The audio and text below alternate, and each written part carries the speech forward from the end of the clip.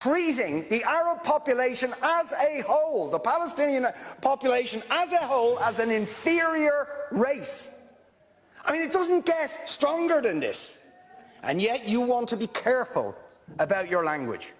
You're happy to correctly use the most strong and robust language to describe the crimes against humanity of Vladimir Putin, but you will not use the same strength of language when it comes to describing Israel's treatment of the Palestinians, when it is now being documented and detailed by two of the most respected human rights organisations in the world, and indeed has been alleged by dozens and dozens of non-governmental organisations, and to be honest, anybody who looks honestly at the decades of brutal, inhumane persecution of the Palestinians, successive assaults on Gaza, the annexation of their land and territory, the systematic application of apartheid rules, you don't want to even use the word apartheid.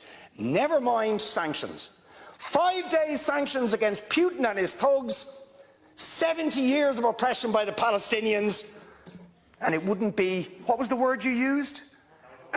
It wouldn't be helpful to impose sanctions. Amnesty International are calling for Israel to be referred to the International Criminal Court for crimes against humanity. Will you support it?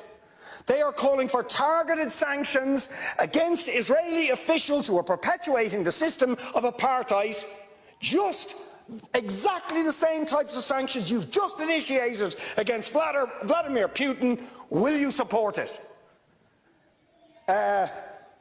And I think the answer is clearly you're not going to. And then we ask the question, why? Why?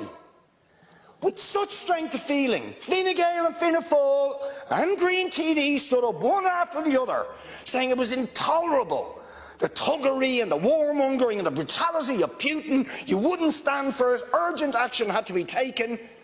But we've got to be much more careful with the Palestinians.